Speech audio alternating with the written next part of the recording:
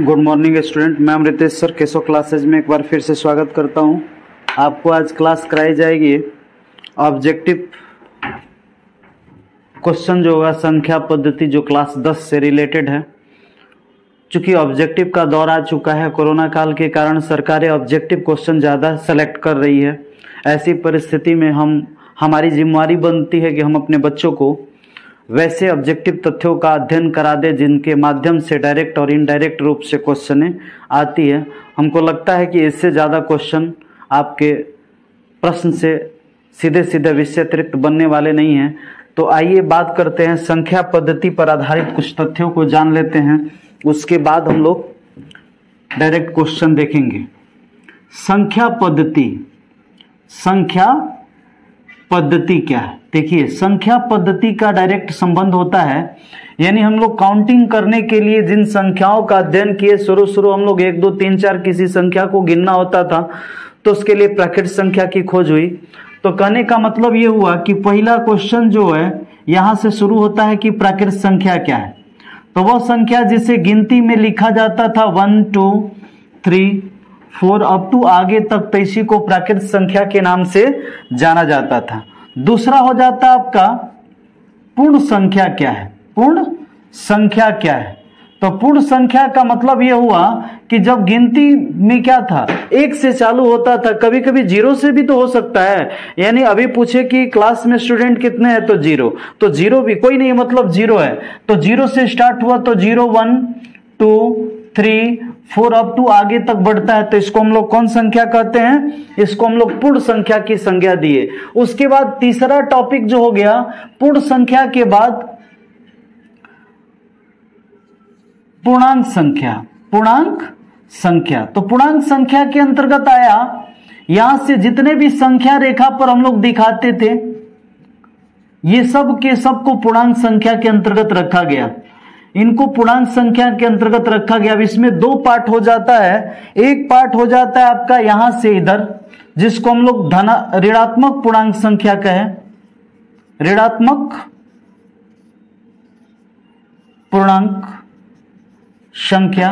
और यहां से इधर वाला पार्ट जो था, इसको हम लोग धनात्मक पूर्णांक संख्या के रूप में जाने, धनात्मक पूर्णांक संख्या के रूप में जान गए। अब इसके बाद हो जाता है पूर्णांक संख्या के बाद अगला जो टॉपिक आपका है वो हो जाता है सम संख्या। किसकी? सम संख्या की हो जाती है। सम संख्या क्या है? यानी वह संख्या जो 2 से विभाजित होती है उसको हम लोग सम संख्या कहते हैं। जैसे 2 4 6 8 डॉट डॉट डॉट, इसको हम लोग क्या कहते हैं? सम संख्या। अगर इस चीजों को जान जाइएगा तो ऑब्जेक्टिव आप सहजता से हल कर लीजिएगा। अगला है 5 विषम संख्या। वह संख्या जो क्या होती है, जो 2 से विभाज्य नहीं होती है। तो 1 3 5 7 9 ये सब डॉट डॉट डॉट आगे जो हो जाती है, ये सब विषम संख्याएं हो जाती है। अगला हो जाता है भाज्य संख्या और अभाज्य संख्या। अभाज्य संख्या के अंतर्गत क्या होता है? अभाज्य संख्या के अंतर्गत हम लेते हैं 2 3 5 7 11 13, अर्थात जो अपने और एक को छोड़कर और किसी से भाज्य नहीं होता है, तो उसी को हम लोग क्या कहते हैं? अभाज्य संख्या, यानी प्राइम नंबर के नाम से जानते हैं। एक होता है भाज्य संख्या। तो भाज्य संख्या में क्या होता है? वह संख्या जो क्या होता है, जो अपने और एक को छोड़कर इसके अतिरिक्त और किसी संख्या से कट जाए। जैसे 4 हो गया, 6 हो गया, 8 हो गया, 9 हो गया, 10 हो गया, अप टू आगे बढ़ता जाता। अब इसमें हम देख रहे हैं कि सम संख्या जो है, सम संख्या की चर्चा की तो इसमें भी 2 है और अभाज्य संख्या में भी 2 है। तो वो कौन ऐसी संख्या है जो सम संख्या भी होती है और अभाज्य संख्या भी होती है? तो 2 होती है। सबसे छोटी अभाज्य संख्या 2 हो जाती है और सबसे छोटी भाज्य संख्या जो होती है वो क्या होती है? सबसे छोटी अभाज्य संख्या भाज्य संख्या 4 हो जाती है। अब एक होता है सह अभाज्य संख्या। सह अभाज्य संख्या क्या होता है? को प्राइम नंबर, जब 2 संख्याओं का मौसा क्या हो? 1 हो। जब मौसा निकाले तो क्या हो जाए? 1। तो ऐसे संख्याओं के जोड़े को हम क्या कहते हैं? सहअभाज्य संख्या के नाम से जानते हैं। उसके बाद हो जाता है एक वास्तविक संख्या। वास्तविक संख्या, वास्तविक संख्या जिसका संख्या रेखा पर एक वास्तविक मान हो सके तो उसको वास्तविक संख्या कहा जाता है। इसमें एक हो जाता है परिमेय संख्या और दूसरा हो जाता है अपरिमेय संख्या। एक होता है परिमेय संख्या और दूसरा हो जाता है अपरिमेय संख्या। जैसे मान लीजिए आप 3 लिख दिए, 3/2 लिख दिए, ये सब p/q के फॉर्म में है। ये सब किसके फॉर्म में है? p/q के फॉर्म में है, जहां पर q not equal to 0, q का मान 0 नहीं होना चाहिए। तो ये सब परिमेय संख्या हो जाते हैं। अपरिमेय संख्या में √2 हो गया, √3 हो गया, √5 हो गया, जिसका क्या होता है पूर्ण वर्ग नहीं वर्गमूल नहीं हो सकता है, तो उसी को हम लोग अपरिमेय संख्या के रूप में जानते हैं। इसमें देखिए 0.3 पर रेकरिंग लिख दिए तो 3/9, इसका मतलब है कि ये परिमेय संख्या के रूप में है। लेकिन इसी को यदि हम इस दौर में लेके चलें कि यहां पे ऐसे इसको रिप्रेजेंट करें कि 1.73 और फिर 1 फिर 2 फिर 1 1 फिर 2 ऐसे अप टू आगे बढ़ता जाए तो अनियमित बढ़ रहा है, तो इसको हम लोग क्या कहेंगे? अपरिमेय संख्या की श्रेणी में रखते हैं। अब इससे डायरेक्ट क्वेश्चन कैसा कैसा पूछता है, पूछ देता है 0.3 को परिमेय संख्या के रूप में तो 3/9। अगर पूछ दिया कि 0.67 को परिमेय संख्या के रूप में तो 67 बटा में क्या हो गया? जिस पर रेकरिंग है उसके लिए हम लोग डायरेक्ट क्या करते हैं? रेकरिंग वाला के लिए 9 और जिस पर रेकरिंग नहीं है उसके लिए क्या कर देते हैं? 0 कर देते हैं। उसके लिए क्या करते हैं? 0 कर देते हैं। और जिस पर रेकरिंग नहीं है उसको क्या करेंगे? फिर माइनस कर देंगे। तो 67 - 6 तक हो गया 61/90। इसी तरह से मान लीजिए यहां पे दे रहा है क्वेश्चन 6.375 और यहां पे दे रहा है 2 पर रेकरिंग। तो यदि इसको हम लोग कन्वर्ट करेंगे तो क्या करेंगे? 6375 बाई क्या हो गया? 2 ठो पर क्या है? रेकरिंग है तो 2 ठो 9, एक ऊपर रेकरिंग नहीं है तो एक 0, और जितना पर रेकरिंग नहीं है उतना को इसमें से क्या कर देंगे? माइनस कर देंगे। जो हमारा परिणाम आ जाता है वही हमारा आंसर हो जाता है। जैसे आ गया 612/990, तो यही हम लोग का क्या हो जाता है? आंसर हो जाता है। तो इस प्रकार के क्वेश्चन देता है। फिर देता है कौन परिमेय संख्या है, कौन परिमेय संख्या नहीं है। फिर पूछता है आपसे क्वेश्चन कि कौन संख्या क्या है? शांत है और कौन अशांत है। तो देखिए जिसका जैसे 6/10 लिख दिए तो 10 को अगर हम करते हैं तो 2 और 5 के रूप में हो गया। तो इसका मतलब इसका हर जो है वो क्या है? 2 के पावर m और 5 के पावर n के रूप में है, तो ये शांत होगा। ये क्या होगा? शांत होगा। अगर इसी को हम ऐसे लिख दें कि 3/70, तो 70 का मतलब 3/7 गुने 2 × 5, तो 2 × 5 तो सही है, लेकिन बीच में एगो क्या आ गया? बिलियन आ गया। कौन? 7 आ गया। 7 ऊपर से कटेगा नहीं, तो ये क्या होगा? शांत नहीं होगा। मतलब क्या होगा? अशांत हो जाएगा। तो शांत अशांत की आसानी से आपकी पहचान हो गई। अब हम लोग डायरेक्ट चलते हैं क्वेश्चन पर जिसका हमें इंतजार था। वो क्वेश्चन है पहला, आपके टीवी स्क्रीन पर है कि 0 और 50 के बीच विषम संख्याओं की संख्या कितनी है। तो देखिए 0 और 150 के बीच जो संख्या है वो कितना है, इसको जानने के लिए हम क्या करते हैं? 0 देखिए 1 है यहाँ पे, फिर 3 विषम संख्या, फिर 5 विषम संख्या, फिर 7 अप टू कहां तक जाएगा? 49 तक जाएगा। कहां तक जाएगा? 49 तक जाएगा। तो इसको हम लोग अगर मान ले ऐसे कि ये हो गया 1 और ये हो गया क्या? D बराबर A2 माइनस A1, तो A2 3 - 1 इक्वल टू का आ गया? 2 आ गया। तो क्या हो जाएगा? कितनी संख्या है? तो n बराबर आप पढ़े हैं a + n - 1 इंटू डी। तो n का वैल्यू कितना दे रहा है? 49 बराबर a का वैल्यू 1 + n - 1 इंटू डी का वैल्यू कितना है? 2। 1 इधर आ गया तो 49 - 1 बराबर n - 1 इंटू कितना बचा है? 2। तो 49 तो ये हो गया 48 बराबर n - 1 इंटू बाई 2 आ गया। तो n बराबर का आ गया? ये 24 कटा तो n बराबर माइनस इधर आ गया तो प्लस हो गया। तो 24 + 1 बराबर कितना आ गया? 25। इसका मतलब इसका आंसर डायरेक्टली क्या हो जाएगा? 25 हो जाएगा। अब देखिए 5, 15, 20 का लॉस और मौसम का अनुपात। देखिए 5, 15, 20, 5, 15 और 20 का एलसीएम कितना होगा? तो 5, 15, 20 का एलसीएम हो जाएगा आपका कितना? 60। और 5, 15, 20, 5, 15, 20 का एचसीएफ जो है आपका कितना होगा? 5। क्रॉस कर दिए, ऊपर 12 और नीचे 1। इसका मतलब आंसर हो गया कितना? 12:1 हो जाता है। अब यहां से निम्न में कौन अपरिमेय नहीं है? देखिए ये रूट 10 अपरिमेय है क्योंकि रूट से बाहर नहीं जाएगा, 24 भी रूट से बाहर नहीं जाएगा, 35 भी रूट से बाहर नहीं जाएगा, ये 21 का 11 हो जाता है। तो यही आपका क्या हो जाता है? आंसर हो जाता है जो आपके टारगेट पर होना चाहिए, यानी परिमेय जो रूट में नहीं होता है। आगे फिर है क्वेश्चन है दो संख्या ए और 18 का लसा 36 और मौसा 2 है, तो ए का मान क्या होगा? आप जानते हैं कि प्रथम संख्या गुने द्वितीय संख्या बराबर होता है एलसीएम गुने एचसीएफ, ये फॉर्मूला है। तो प्रथम संख्या मालूम नहीं है, द्वितीय संख्या 18 दिया है, एलसीएम 36 दिया है और ये दे दिया है 2, तो 18 दूनी 36, तो ए बराबर कितना हो गया? 2 दूनी के 4। तो आपका आंसर जो हो गया कितना हो गया? 4 हो गया। आगे है यदि P और Q दो अभाज्य संख्याएं हैं तो उनका मौसा। देखिए जब अभाज्य संख्या है तो केवल और केवल किससे कटेगा? 1 से कटेगा, इसलिए इसका मौसा कितना हो जाएगा? 1 हो जाएगा। इसका मौसा कितना हो जाएगा? 1 हो जाएगा। अब इसके बाद है, यानी इसका मौसा तो 1 हो गया, क्लियर हो गया। अब इसके बाद है यहां पर सबसे छोटी अभाज्य संख्या और छोटी भाज्य संख्या। सबसे छोटी अभाज्य संख्या और छोटी भाज्य संख्या। देखिए सबसे छोटी अभाज्य संख्या क्या होता है? सबसे छोटी अभाज्य संख्या होता है 2 और सबसे छोटी भाज्य संख्या कितना होता है? 4। सबसे छोटी भाज्य संख्या 2 और सबसे छोटी अभाज्य संख्या कितना होता है? 4, और दोनों का गुणनफल करेंगे तो कितना आ गया? 4 दूनी 8। इसका मतलब आंसर का हो गया 4 दूनी 8। अब आगे निम्न में कौन सी अभाज्य संख्या? देखिए 29 जो है वो किसी से कटने वाली नहीं है। जब किसी से कटेगी नहीं तो इसका आंसर यही हो जाएगी, क्योंकि अभाज्य संख्या जो किसी से कटती नहीं है, ये 5 से भी कट जाती है और 25 से भी कट जाती है, 4 से भी कटती, 16 से भी कट जाती, ये 3 से और 5 से। इसका मतलब आंसर कौन होना चाहिए?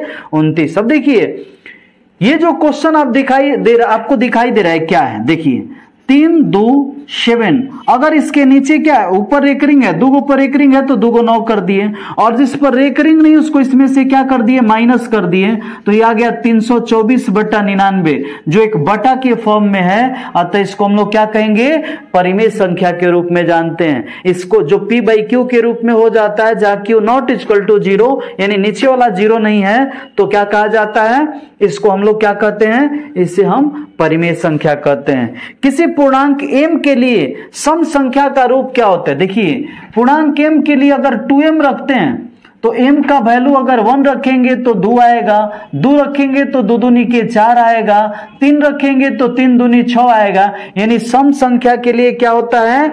2m होता है, और विषम संख्या के लिए 2m + 1 होता है। सम संख्या के लिए 2m और विषम संख्या के लिए 2m + 1 होता है। आगे है क्वेश्चन नंबर 10। क्वेश्चन नंबर 10 में क्या दे रहा है? निम्न में से कौन सा अपरिमेय नहीं है? कौन अपरिमेय नहीं है? यहां देखने वाली बात है कि अपरिमेय संख्या कौन नहीं है। तो कौन नहीं है? देखिए अपरिमेय 64 का 8 होता है और इसका होता है 9, तो यही अपरिमेय नहीं है, जो क्या है? परिमेय संख्या है। निम्नलिखित में किसका दशमलव प्रसार शांत है? देखिए 3 का मतलब हो गया 3, 2 के पावर 3 × 1, यानी 3/2 के पावर 3 × 1 का मतलब 5 के पावर 0, तो 2 और 5 के रूप में है, तो इसको शांत कहेंगे। इसमें क्या है? 3 और 5 है, 3 आ गया, 2 5 छोड़ के 3 आ गया, तो ये शांत नहीं है। 343 माने 7 के क्यू, ये भी शांत नहीं है। और 1536 आपको सामने दिखाई दे रहा है, 312 × 3, और 3 आ गया नीचे, तो शांत नहीं हो सकता है। अब आगे देखिए 6/15, देखो 3 2 जा 6, अब पस्ती है 15, यहाँ पे क्या आ गया? 2/5। 2/5 को हम लिख सकते हैं 5 × 1, और 5 × 1 का मतलब हो गया 2 के पावर 0, यानी 2 और 5 के फॉर्म में है, तो इसको हम लोग क्या कहेंगे बाबू? शांत दशमलव कहते हैं, क्योंकि ये पूरा पूरी कट जाता है, तो इसको शांत दशमलव कहेंगे। अब आगे है क्वेश्चन नंबर 13। देखिए 13 क्वेश्चन नंबर में जो आपका दे रहा है वो क्या दे रहा है कि 4 माइनस रूट 3, इसमें रूट 3 को हटाने की कोई गुंजाइश नहीं है, तो इसको हम लोग क्या कहेंगे, अपरिमेय कहते हैं। इस पर एक क्वेश्चन इस तरह से दे दे कि 3 प्लस रूट 3 और माइनस रूट 3 दे दिया, तो आप देखेंगे कि 3 प्लस रूट 3 माइनस रूट 3 और माइनस से माइनस कट गया 3, तो 3 को हम लोग क्या कहेंगे, परिमेय। यानी देखने की आवश्यकता होती है कि रूट हटने की गुंजाइश तो नहीं है, अगर रूट हटने की गुंजाइश है तो समझ जाइए कि वो क्या हो जाएगा, परिमेय हो जाएगा, और नहीं हटता है तो अपरिमेय होता है। करें निम्नलिखित में कौन अपरिमेय संख्या है। देखिए अपरिमेय संख्या चेक करने के लिए करते हैं 6 बाई देखिए तो 8, तो इसको हम लोग क्या कहेंगे, इसको अपरिमेय संख्या नहीं बल्कि परिमेय संख्या कहते हैं। तो इसमें पूछ रहा है कौन अपरिमेय है। देखिए 1 का वर्गमूल 81 का कितना हो गया 9, लेकिन 3/5 3 का वर्गमूल रूट 3 हो जाएगा और 5 का रूट 5, इसमें रूट हटने की गुंजाइश नहीं है, जबकि ये -9/49 का 7 इस भी रूट हट गया, तो आपका आंसर जो होगा कौन हो जाएगा, यही हो जाएगा। आंसर कौन हो जाएगा, यही हो जाएगा, यानी सी आंसर है। निम्नलिखित में कौन सी अभाज्य संख्या, देखिए अभाज्य संख्या सामने दिख रहा है, कौन दिख रहा है 11, क्योंकि 15 5 3 का है, 9 3 3 का है और 6 3 2 का है। अब आगे दे रहा है दो परिमेय संख्याओं के बीच कितनी परिमेय संख्या होती है। ध्यान दीजिएगा, दो परिमेय संख्याओं के बीच या दो अपरिमेय संख्याओं के बीच या दो संख्याओं के बीच, दो प्राकृत संख्या दो सम संख्या के बीच अनंत परिमेय संख्या और अनंत अपरिमेय संख्या, दोनों की संख्या अनंत होती है, बहुत ज्यादा मात्रा में होती है। अब आगे है, ये तो हो गया अनंत। अब इसके आगे है क्वेश्चन नंबर कौन 17, 11/15 का दशमलव प्रसार होता है, कैसा होता है।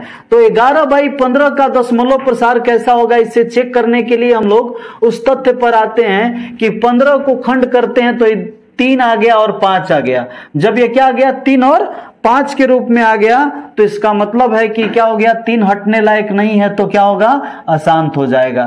3 जब हटेगा नहीं तो अशांत हो जाएगा, 2 और 5 के रूप में आता तो शांत हो जाता। अब इसके बाद है निम्नलिखित में कौन अपरिमेय संख्या है। देखिए कौन अपरिमेय संख्या है, 64 का 8 और 36 का 6, 81 का हो गया 9, और इसमें देखिए रूट है, ये हटने वाला नहीं है, तो यही अपरिमेय हो जाएगा, क्योंकि इसका तो 7/3 हो गया, तो रूट जिसमें हट नहीं रहा है वो अपरिमेय संख्या हो गया।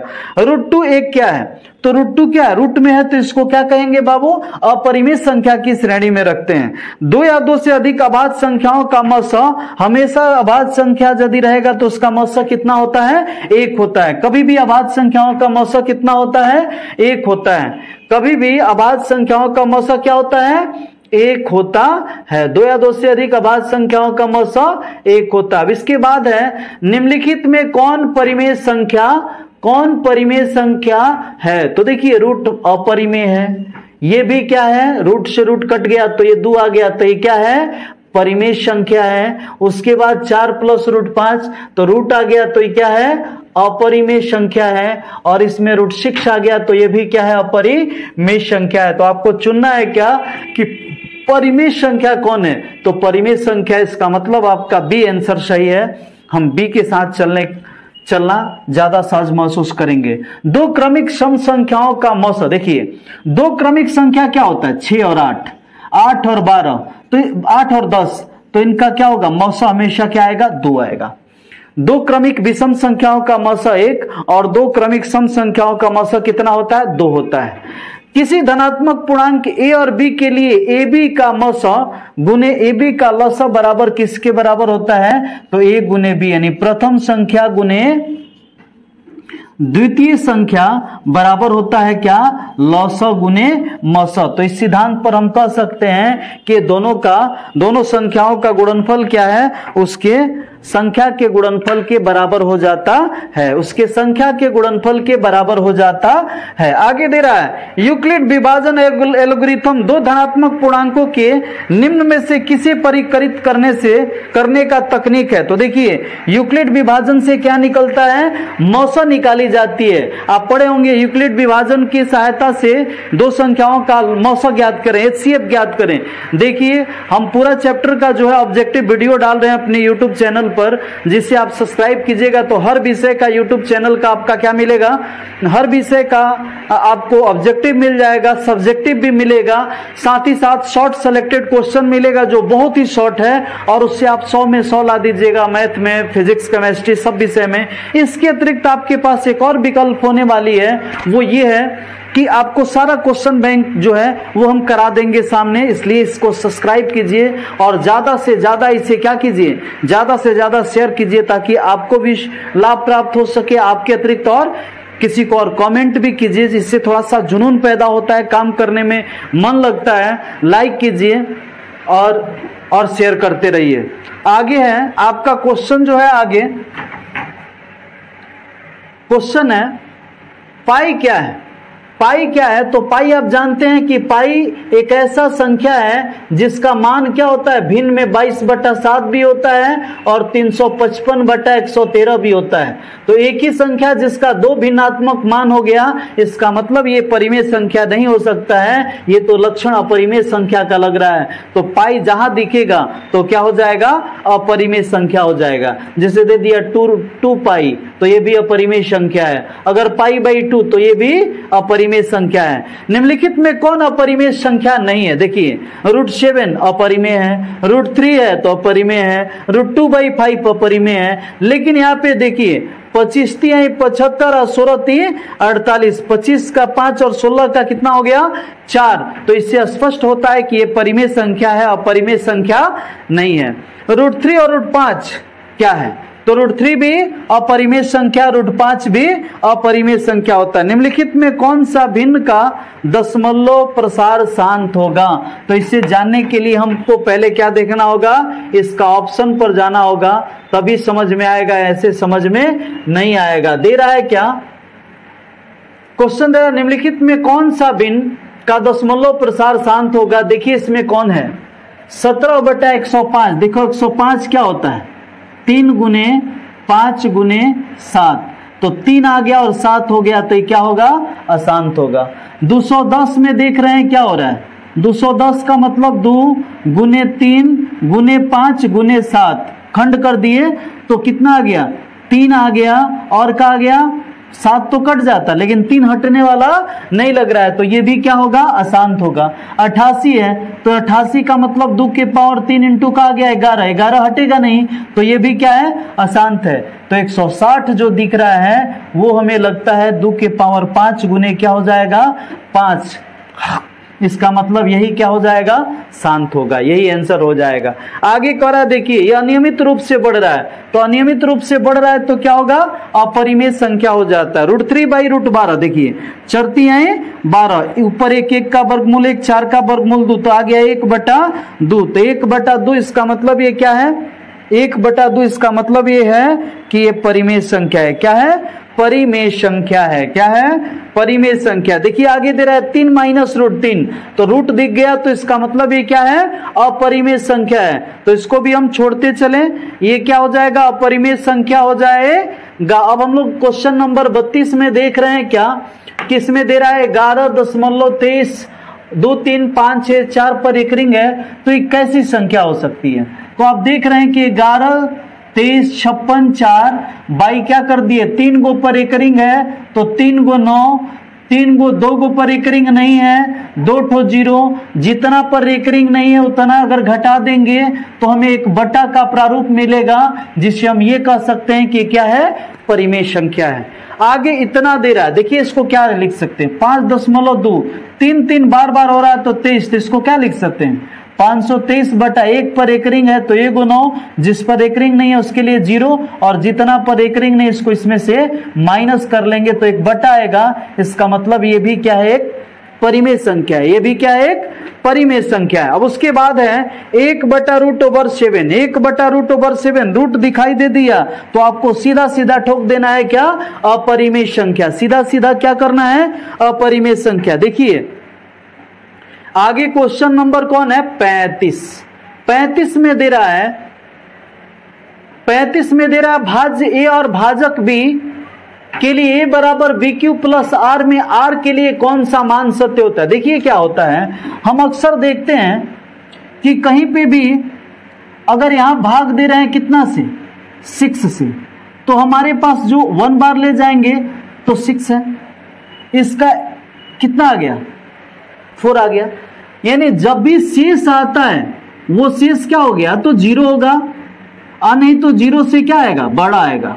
लेकिन ये हमेशा किससे छोटा होता है, b, जिससे भाग दिया जाएगा उससे क्या रहेगा छोटा। अगर यहाँ 12 कर देते तो 6 दूना 12 पूरा पूरी कट जाता तो 0 हो जाता। अब 12 से ज्यादा जाएगा ही नहीं, इसका मतलब ये हुआ कि कभी भी रहेगा r का वैल्यू वो क्या रहेगा 0 से बड़ा या 0 के बराबर, लेकिन b से हमेशा क्या रहेगा छोटा रहेगा, b से क्या रहेगा छोटा रहता है। अब इसके बाद है 5√2 है, तो 5√2 क्या है, देखिए रूट दिखाई दे दिया बाबू, तो इसको क्या कहेंगे परिमेय संख्या कहेंगे। क्या कहेंगे परिमेय संख्या के रूप में जानेंगे। अब इसमें देखिए ये दे रहा है, इसको हम डायरेक्टली कर सकते हैं 23 72 बटा में क्या हो गया 1, और 4 अंक है तो 4 0, इसका मतलब नॉट इक्वल टू 0 क्यू का वैल्यू, तो इसको हम लोग कह सकते हैं क्या कि ये परिमेय संख्या हो सकता है। ये क्या हो सकता है परिमेय संख्या हो सकता है। अब आगे है निम्न संख्याओं में कौन सी संख्या विजातीय है। देखिए विजातीय कौन होगा, जैसे 3 चीजें 3 जादो हैं, बीच में एगो क्या आ गया बाबू साहब तो विजात है, कुजात है, मतलब उसका अपना वहां पे जात नहीं है। जात कहाँ होगा 4 गो बाबू साहब हैं, उसमें एगो जादो आ गए हैं, तो उस जाति से वो बिलोंग नहीं करें तो वहां पे उनको कुजात छाट दिया जाएगा कि आप कुजात हैं, आप हम लोग के जाति से नहीं है। यानी एक प्रकार के समुदाय को हम लोग एक जाति कहेंगे तो उसको सजातीय कहते हैं। तो देखिए 2/3 ये क्या है परिमेय संख्या है, 25 5 और 7 तो क्या है परिमेय संख्या है। √11 क्या है अपरिमेय संख्या है, और ये क्या है परिमेय, यहां भी परिमेय यहाँ भी परिमेय, तो 3 एक जैसा है। तो कुजात कौन है विजातीय कौन है सी है जो अपरिमेय संख्या है। अब निम्न में से कौन सा परिमेय है, पाई अपरिमेय है, √7 अपरिमेय है और √3 अपरिमेय है। तो क्या हो जाएगा आपका आंसर जो है ये सही हो जाएगा, क्योंकि 16 का 4 और 25 का क्या हो जाएगा 5, तो आपका डी नहीं होगा, बी नहीं होगा और क्या सी नहीं होगा। परिमेय कौन होगा सी हो जाएगा। निम्न में कौन अलग है, अलग कौन है देखिए 3/5 परिमेय, 4/2 परिमेय और 25/4 परिमेय, तो अलग कौन है √2/5, क्योंकि ये अपरिमेय संख्या है। क्या है अपरिमेय संख्या है। अब आगे बढ़ते हैं बाबू, 40 के बाद क्वेश्चन आ जाता है 41 नंबर, जिसमें कह रहा है संख्या 0.32 को p/q बताए थे कि इस तरह का क्वेश्चन टच करता है तो क्या करेंगे 32/दशमलव रेकरिंग के लिए 9, जिस पर रेकरिंग नहीं है 90, और जिस पर रेकरिंग नहीं इसको माइनस कर देंगे तो 29 कितना आ गया 90, 29/90। आशा ऐसा क्वेश्चन अगर रिपीट करता है तो आप सहजता से उसे बना लीजिएगा। आगे दे रहा है 2 और 2.5 के बीच की अपरिमेय संख्या कौन हो सकती है। देखिए अगर 11 है, तितरी के 9, 9 का वर्गमूल 3 होता है, इसका मतलब ये 3 पॉइंट कुछ होगा बड़ा आएगा। √5 2.236, तो देखो 2 रुपया 23 पैसा क्या है 2 और 2 रुपया 50 पैसा के बीच में, इसका मतलब यही हो जाएगा आप लोग का आंसर। आगे क्या है निम्नलिखित में से कौन सा कथन सही है सत्य है। तो 2 अपरिमेय संख्याओं का गुणनफल हमेशा क्या होता है अपरिमेय होता है, तो कौन सत्य है इसे बताना है। देखिए तो √2 लिख दिए और √8 लिख दिए, तो क्या हो गया 8 दूनी 16, 16 के वर्गमूल होता है 4, तो यहाँ पे गलत कर रहा है। एक परिमेय और एक अपरिमेय संख्या का गुणनफल मतलब एगो √2 और एगो 3 का गुणनफल 3√2, यानी हमेशा अपरिमेय होगा। इसका मतलब बी आंसर जो है वो क्या है सही है। इसे आसानी से आप लगा सकते हैं।